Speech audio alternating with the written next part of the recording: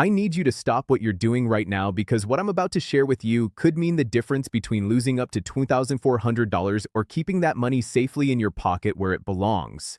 January 31st is just days away, and if you're collecting Social Security retirement benefits, SSI or SSDI, there is a critical action you might need to take before that date passes you by. Welcome to Benefits Post. Before we dive into this critical information, I need to ask you a quick favor. If you're not already subscribed to this channel, please hit that subscribe button right now. It is completely free, and it is the only way to make sure you never miss important deadlines like this one. We're posting updates every single day, and your subscription helps us continue bringing you this vital information. So please, take 1 second, hit subscribe, and let's get into this because you need to know what's coming. Let me start by explaining what's really happening here. The government does not exactly send you a letter with big red letters saying, "Warning, you're about to lose money." Instead, these deadlines slip by quietly, and it's up to us to stay informed and take action. The Social Security Administration operates on strict timelines, and while they're generally there to help us, they also have rules they must follow. And those rules do not bend just because we missed a date on the calendar. The January 31st deadline relates to several different situations that could affect your Social Security benefits, your taxes, and even your ability to appeal decisions that might have reduced your monthly check. Think of it this way. When you're dealing with Social Security, there are windows of opportunity, and when those windows close, they often lock tight. First and foremost, if you received any kind of notice from Social Security in late 2024 about an overpayment, a benefit reduction, or a decision you disagreed with, you typically have 60 days from the date on that notice to file an appeal or request a reconsideration. Here's where it gets tricky and where that January 31st deadline comes into play for many of you. If you received a notice in early December, your 60-day window might be closing right at the end of this month. I've talked to folks who received letters saying they were overpaid by $2,000, $3,500, even more, and Social Security wanted to start taking money out of their monthly checks to get it back. Imagine you're living on $2,500 a month and suddenly they're telling you they're going to withhold $200 every month until the overpayment is recovered. That is a huge hit to your budget, and it can happen if you don't appeal within that 60-day window.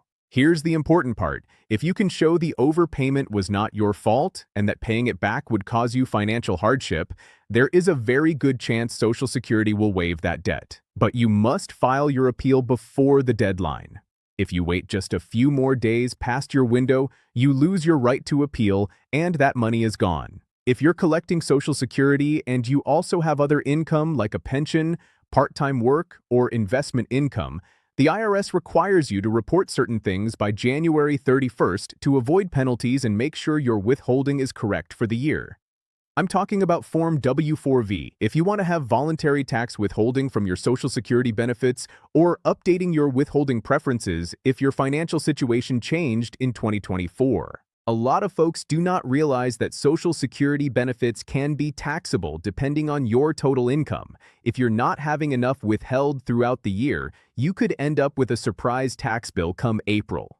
On the flip side, if you're having too much withheld, you're essentially giving the government an interest-free loan when that money could be in your account helping you pay bills right now. Here's how the math works, and this is important. If you're single and your combined income is more than $25,000, up to 50% of your benefits could be taxable. If it's above $34,000, up to 85% could be taxable. For married couples filing jointly, those thresholds are $32,000 and $44,000, respectively. If you end up owing $2,000 or more to the IRS in April, you could also face underpayment penalties. But if you submit that W-4V form before January 31st, you can have the right amount withheld starting next month, protecting yourself from that surprise bill and those penalties. Another critical issue involves SSI recipients who had changes in their living situation or income in 2024, but did not report them within the 10-day window that SSA requires. The agency is now sending out notices to folks saying they were overpaid because their benefit amount should have been adjusted months ago. If you received one of these overpayment notices in December, your deadline to appeal or request a waiver is coming up at the end of January. I cannot stress this enough. If you're on SSI and you receive any notice about an overpayment, you must act quickly. SSI is a needs-based program, and the rules are strict about reporting changes. But the good news is that if you can show the overpayment was not your fault, and that repaying it would defeat the purpose of SSI, which is to help you meet basic needs for food and shelter, there is a very good chance Social Security will waive that debt. For those of you who are still working while collecting Social Security before your full retirement age, there's another January 31st deadline you need to know about.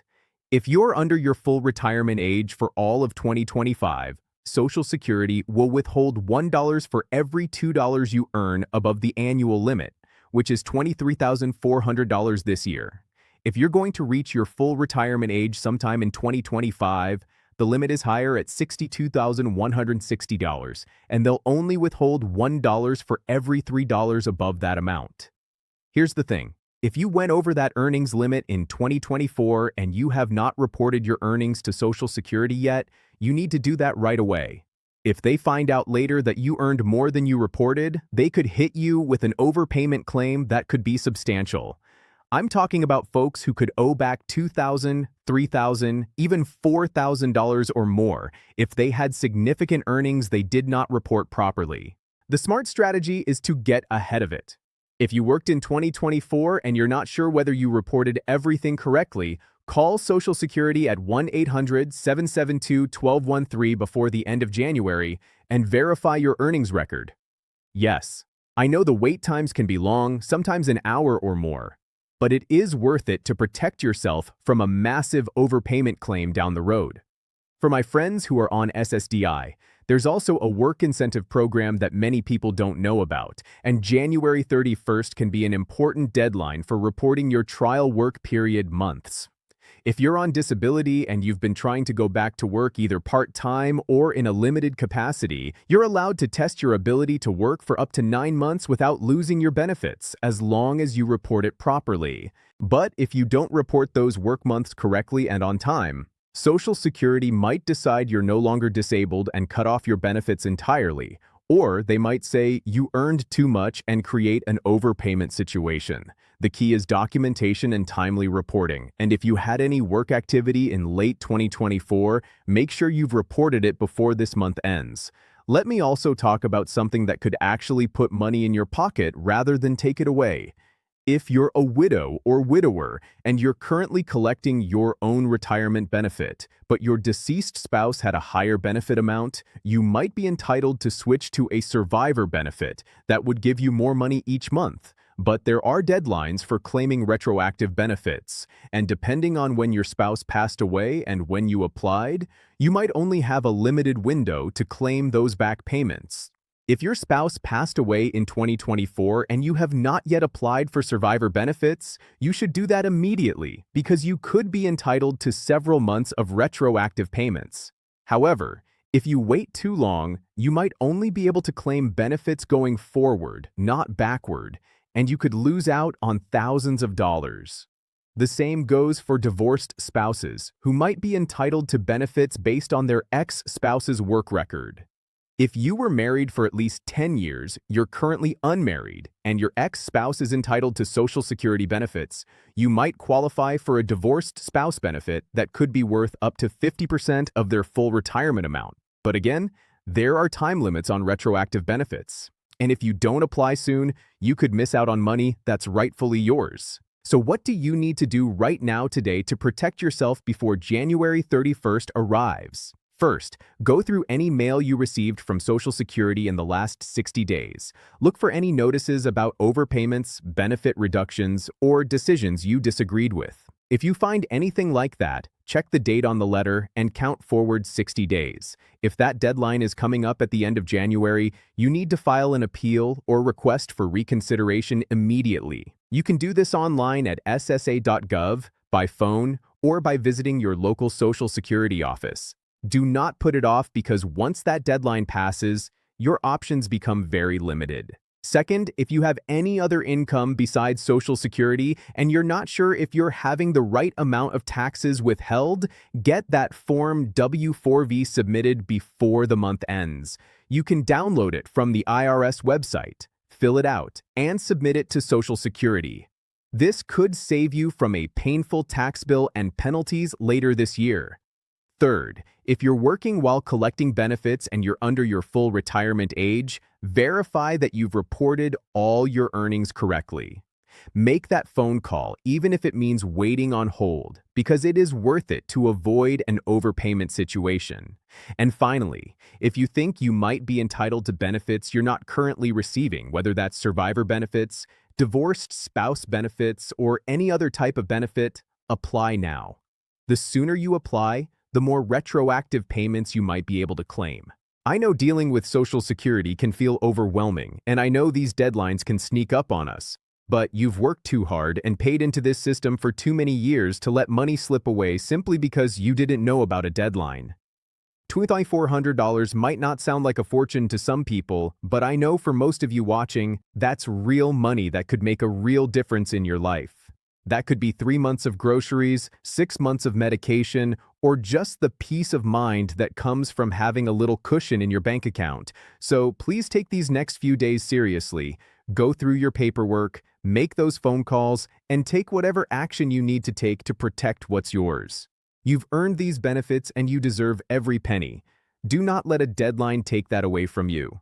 Thank you so much for watching. If this video helped you understand what you need to do before January 31st, please give it a thumbs up and share it with friends and family members who are also on Social Security. They need to know about this deadline too. Stay informed, stay proactive, and I will see you in the next video.